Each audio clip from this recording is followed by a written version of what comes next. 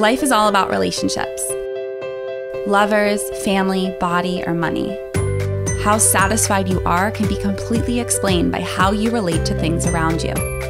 This is Sophie Jaffe, and together with my husband, Dr. Adi Jaffe, we are here to explore and teach you how to maximize your relationships and achieve a happier life. Let's get ignited.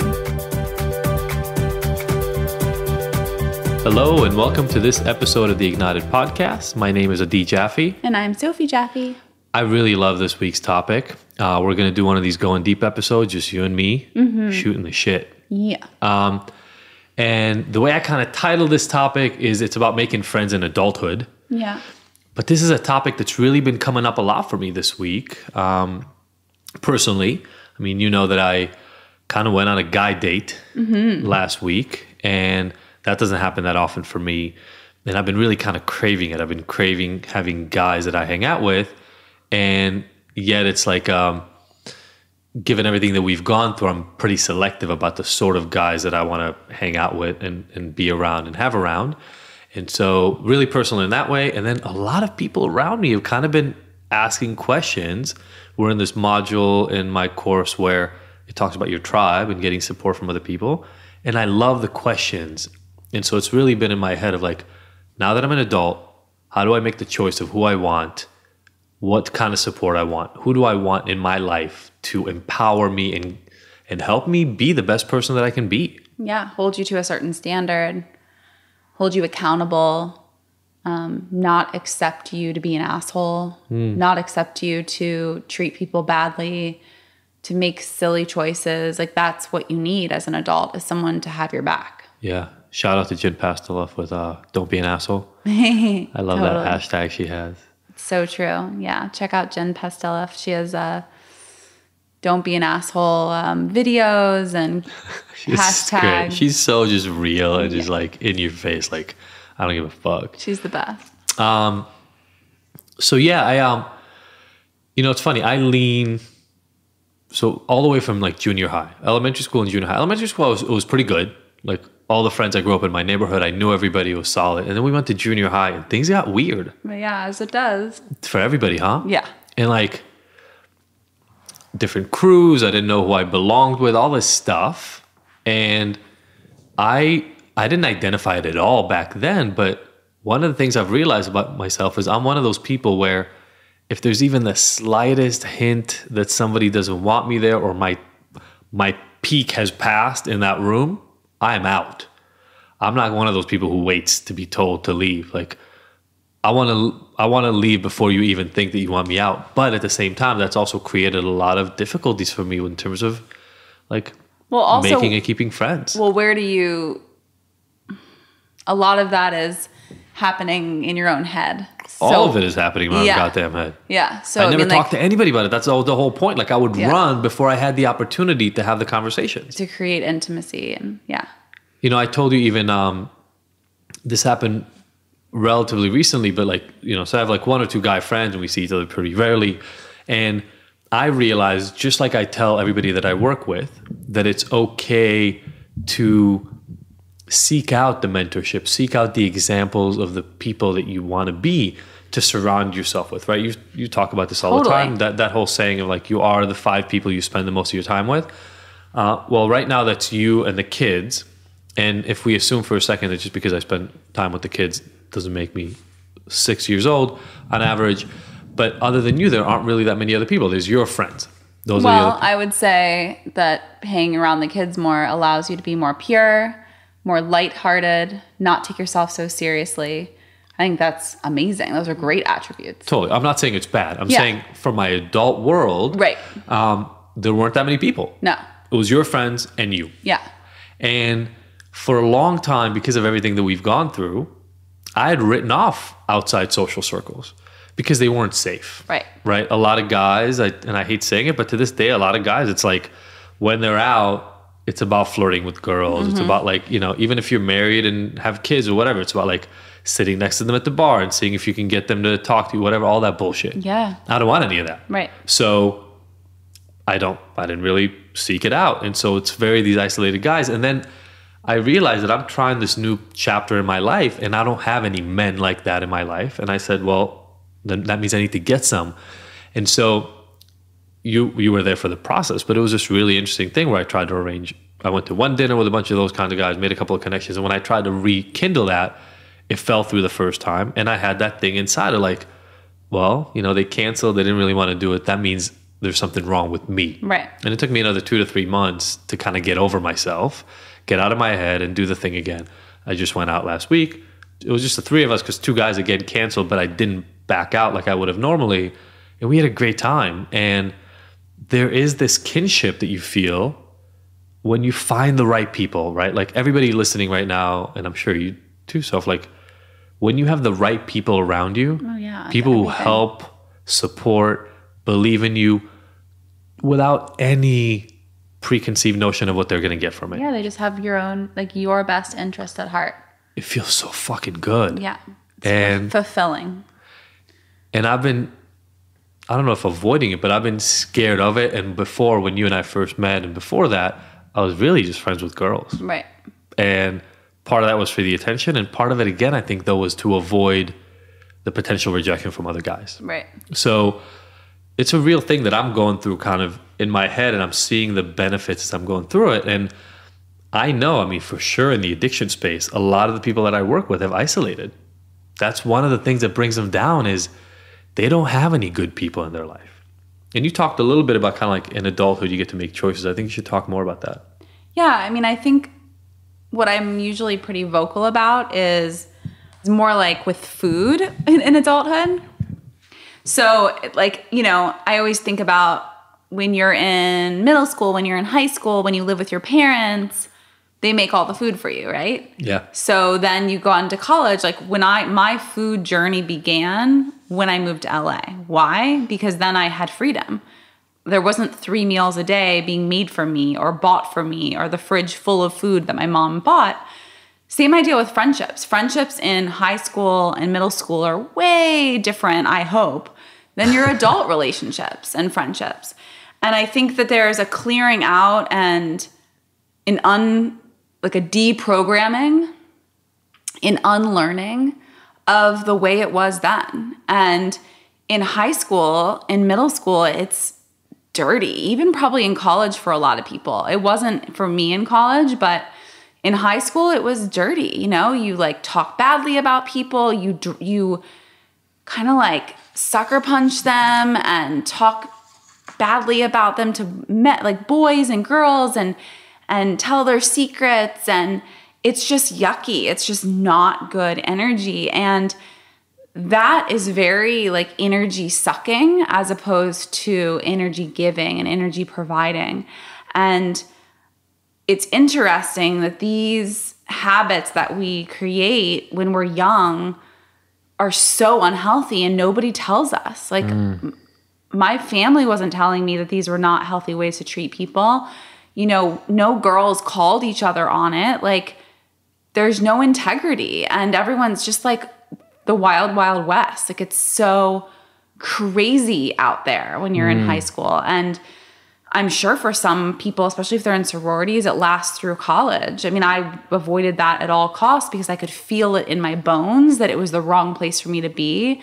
When I rushed, I went to a house and I was in. They brought me in. They called me and let me know that I was in. And I could feel that it was the wrong energy and that's not what I wanted to attract in my life anymore. And you have to clear out what no longer serves you. And those relationships and that way of treating other women and men, boys and girls in your life, it doesn't serve you. And it's toxic. And I think, I was in a toxic relationship in high school. I had toxic friendships. I had all this toxicity. And I held on to it because even though it made me miserable, it was like addicting. And it's what you know, right? It's all you know. It's that whole thing. I was listening to this podcast. It had such a cool metaphor of like, you have to let the fly out of the bottle is the way they talked about it. And the idea was kind of like when a fly is in a bottle and it's banging up against the size of a bottle, it doesn't know it's in a bottle. Yeah. It just keeps flying around. It has to find the opening and get out to go, oh my God, I was stuck in a tiny little space before. I got so much bigger. I was able to expand. And yeah, I mean, like in high school, I isolated. I had the small group of friends that I had, but look, especially when you're in high school, like you think that's the rest of the world. Oh yeah. You think forever is going to be like that. Biggest deal in the world. So I think if you're maybe in a place where you're reconsidering your friend, and I think this happens all the time, like even then my college friends, like those are way different than the friends that I had a couple years after that. And those are way different than the friends I had way after that. And there's some that are like tried and true, have lasted the whole time. But I think it's important to reevaluate and just ask, like, what would it take for me to not allow this type of toxicity or these types of relationships in my life anymore? Like, and it's not just friendships, it's any type of relationships. It's a relationship with yourself. Like I had a toxic relationship with myself until my late 20s. And, you know, I think a lot of us have toxic thoughts, and that's where it all begins. And it makes us miserable. But again, I think, well, you know, they go so hand in hand, right? So it's almost like until you resolve those toxic thoughts with yourself, you can't really find people who feel positive about you. Because even that thing that I said before about looking out for the kind of friends that I wanted, and I knew what I wanted, right? Like I knew I wanted people who were goal-oriented and trusted in themselves and were secure in themselves and were going to the kind of places I wanted to go to. I wasn't in that headspace 10 years ago in my life. It's the story that you tell yourself. That you're not worthy. Yeah. Or the opposite. Like if you are ready to attract beautiful friendships, strong relationships, secure, beautiful friends, and that's what you're ready to attract, like, and you put that out there, that story is the one that's going to carry you through and attract that. And your vibration, that's what you attract. Your vibe attracts your tribe, right? Like that expression is because like... Is that an expression? Yeah. Your vibe attracts your tribe. I like it. How good is that? And how true is that? Like your vibration is going to attract and keep around a certain type of energy and a certain type of person. Like totally. Oh my God, I had a friend in college at UCLA. Her name was Sarah. And it was part of like my deep crew. Like there was 8 or 10 of us in the dorms at Saxon Hall at UCLA. And we kind of dressed like goth punks and that whole kind of thing. And she had like deep blue spiky hair. This is the 90s, you guys. For those of you that aren't sure about goth. Yes, it was the 90s. And I remember one time she was walking around campus and she was saying that somebody yelled some obscenities or like yelled something at her from like 8 floors up in one of the dorms. And I looked at it, I was like, that's what you want. Like, don't act all hurt. You have spiky yellow and blue hair, right? You're trying walking around UCLA, like you're screaming out, "Fuck you," and screaming out for attention. Yeah, and like, and I think there's also like this thing, the vibration thing you were talking about, right? Like she was projecting this sense of like, if you're not into this, don't talk to me, right? Right. In a very loud way, and so you can expect to get very loud responses back. You're not melding in. You're not, which by the way is not a bad thing, right? Like, figure out your vibration, figure out what you want, as long as that's an authentic thing. You're not just trying to hide. Sure. Yeah. And so I think that's, but you have to be secure in yourself to even know that is really being authentic. Exactly. Because you can lie to yourself pretty easily. Oh, yeah. Yeah, and I think we create our own realities with every breath, with every thought. One day at a time, we create our reality. So it starts with your thoughts. It starts with your breath. It starts with your actions. And it trickles out from there. And then you create your life. So if you want to, create a certain group of friends or a certain reality, you have to make decisions that reflect your true self and that authentic self. So every decision that you make, you have to check in with yourself and that intention. Like if you're ready to make new friendships, first of all, you got to get rid of the old. You've got to make space. Clear the space. You got to clear the space, because if you still have these people that are latched on, or you're latched on to them, that are creating drama, are creating tension, are negative, are energy suckers, any of those things, some of them, all of the above, you can't make space for something new and fresh and positive and beautiful, because that space is already taken up and you're telling the universe it's done. You've already taken up that space. Yeah, I have this thing in the course called a relationship detox is what I call it. And it's like a list. You make a list of all the people you see on a semi-regular basis, and you score the relationship from -2 to +2, really easy. And what I tell people is if it's below 0, you need to make a decision. Yeah. Do I care enough about this relationship to do the work? And it's going to take work to fix it so it's in the positive. Exactly. Or am I going to get rid of it? And just because you get rid of it now doesn't mean it'll never come back. Absolutely. But you need to clear the space for whatever it is you need.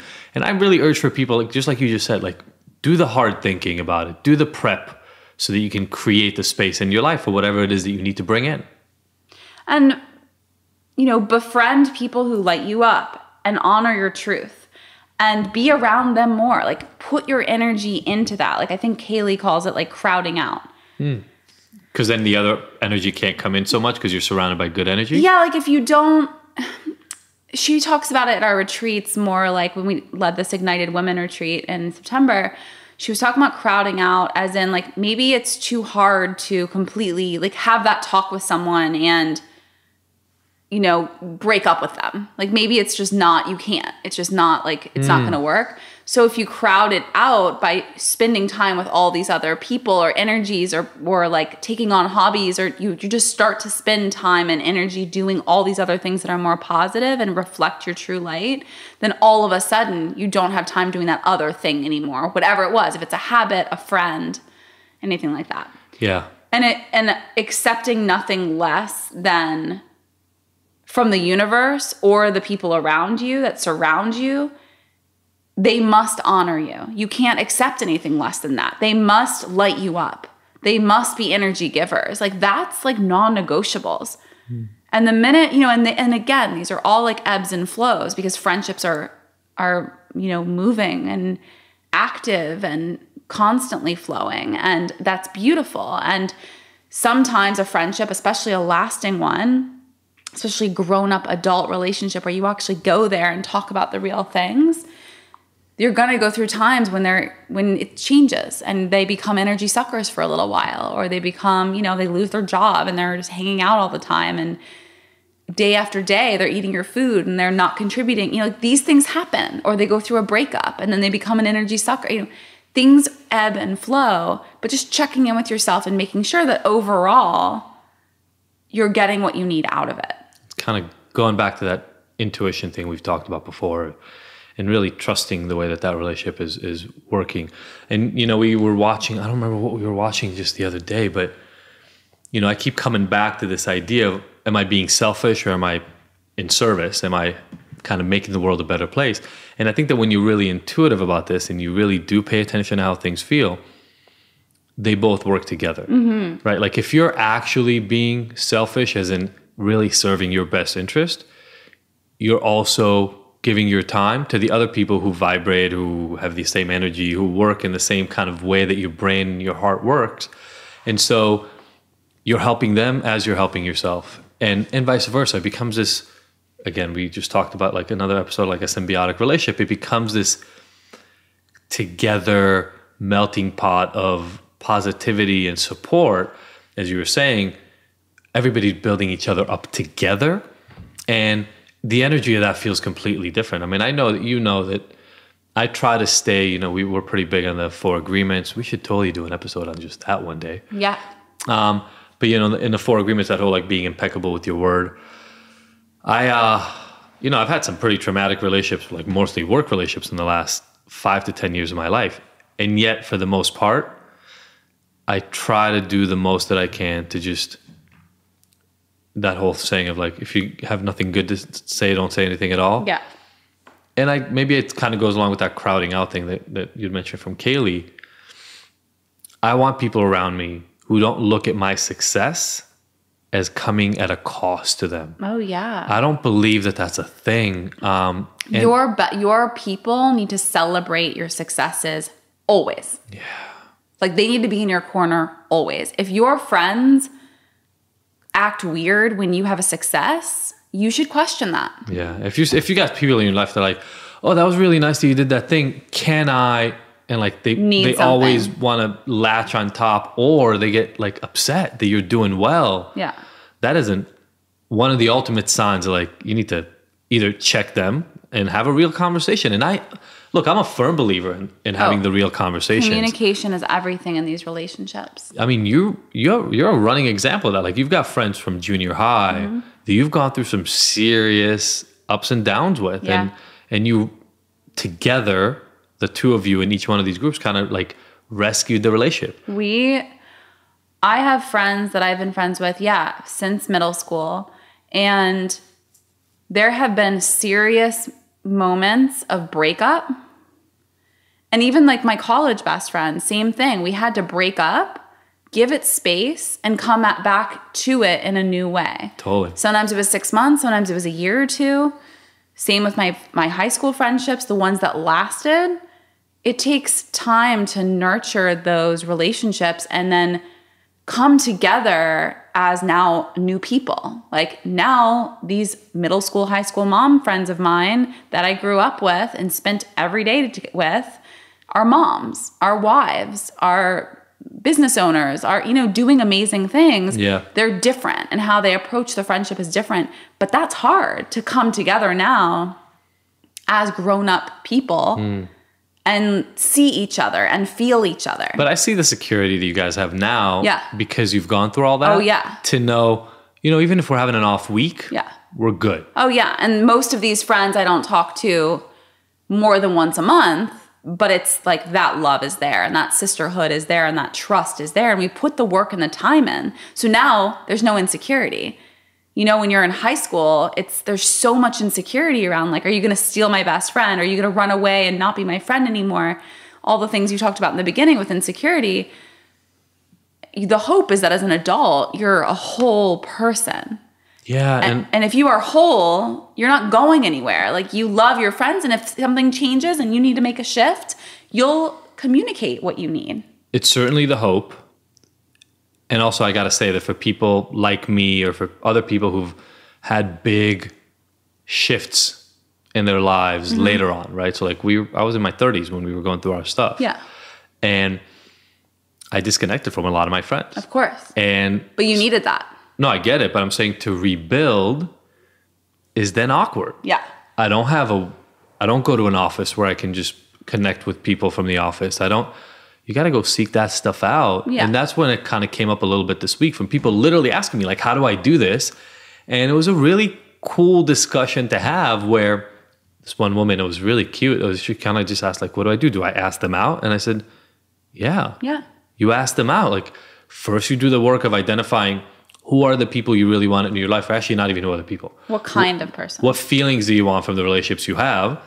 Identify the people you think are the right people to fill that space, and then you ask them out. And being humble and not being ashamed to ask them out, being proud of it. Like, I have so many of my best friends now that I met in the last 12 years, 15 years in LA that are like, you totally picked me up. Like Seema's story when we were in college. Totally. And I'm like, can I get your number? Can we hang out? It's a real thing. And she was so humbled and so honored for me to ask her. Now, but imagine, right? Like, that's in college. Yeah. So when you're out of college, when you don't... Well, Rochelle, I picked her up. It is hard. In like a yoga class, right? And we were both teaching. With Rochelle, go listen to the Rochelle podcast on loss. It's so beautiful. But I was teaching a superfoods workshop with a friend, a mutual friend, and Rochelle was teaching the yoga portion, and she was talking about Israel, and she just is so soulful. And I remember just being like, we're hanging out. We're doing a lot of things together. Yeah. So kind of having that confidence. And don't be scared to put yourself out there. You feel it when it's the right fit because you've been doing the work. That's what it takes. Is like, I encourage you, if you want to find a shift or a change in your relationships, friendship wise is just what we're talking about now, but even like with everything, like every type of relationship in your life, write down, what does it mean to be fully empowered and living my truth? What does that mean? And then what would a friendship look like that falls into that? A fully empowered friendship, like a completely confident, whole friendship. What would that look like right now? What do I want to attract? And then when you see it, you'll be like, oh, there it is. Yeah, I think that's actually also really, really smart from that kind of cognitive brain processing vantage point of, if you put some thought into it ahead of time, your brain will be better able to recognize exactly. it. Because when you see something you've never seen before, you don't know how to react to it. No. But if you imagined it in your brain before, you then see it in front of you and you go, oh, this kind of feels like what I imagined. Yeah. And you might find out you're wrong. You might be wrong, but you still have to put yourself out there. And you won't know unless you put yourself out there, right? Because if you just kind of keep running away from it. Go out a few times. And if you go out a few times and you spend time together and it's just not vibing well and you're just not feeling like it's on the vibration that you want it to be, no big deal. Yeah. Move on. You're a grown up. Yeah. So I think a big part of this is, look, you're an adult. It is on you to create the kind of life you want. And that moves into your friendship circle. That moves into your tribe, right? Like, don't wait on other people to create the social circle for you that you wish you had. Yeah. Take an active role in that, because honestly, probably a lot of the things in your life that you're hiding from, running away from, feeling uncomfortable about, etc., as you do this work, they'll get better, because you're going to have to get into some peace with yourself, get comfortable with some elements of yourself you may not be, get over some of those anxieties and fears if you're like me when you run from discomfort, and figure out how to put your best foot forward and put yourself out there. Trust yourself. And see what comes back. Yeah, trust yourself and just trust that you can create your own reality, your own dream reality. You can create that one step at a time, with one action at a time, one decision at a time. Yeah.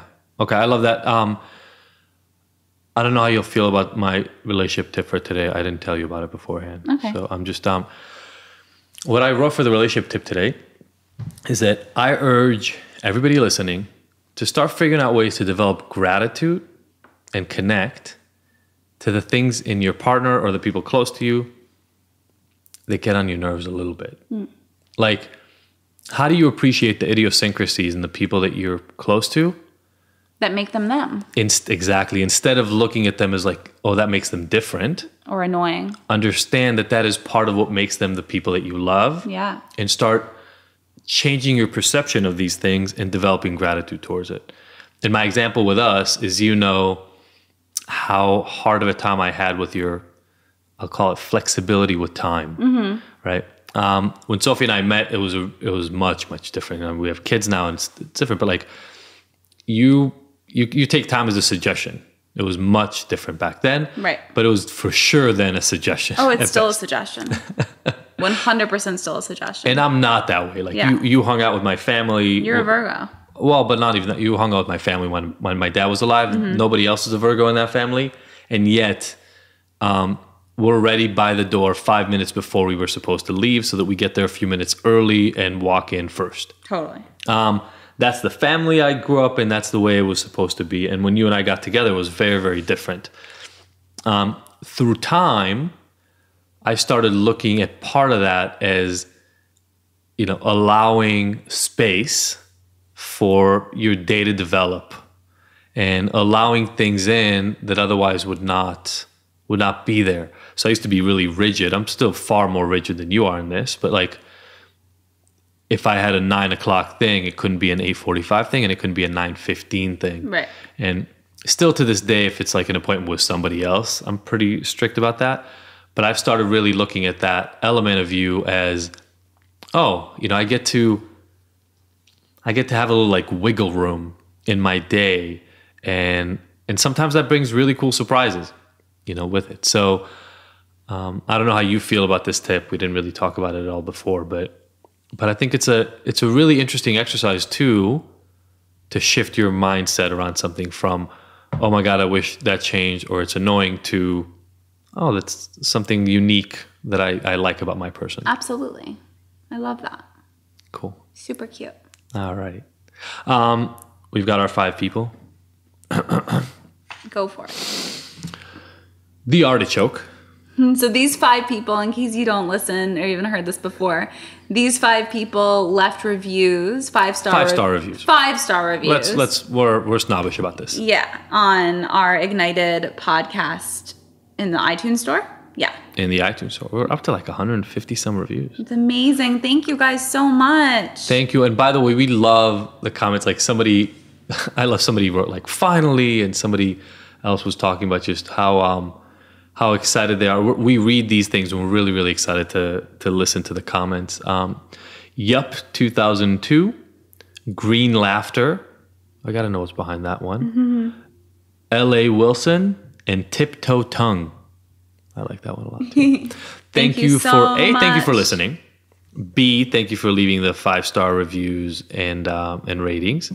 And always feel free, send us topics you want to hear about. Send us things that you wish we talked about, or things you wish we didn't talk about, or whatever it is, or connect us with people that you feel like would be really, really good guests. We've got some really great guests lined up over the next couple of weeks, but we're always looking to connect with other really, really amazing people about relationships. Follow us over on ignited.me for Instagram. We also have a Facebook page.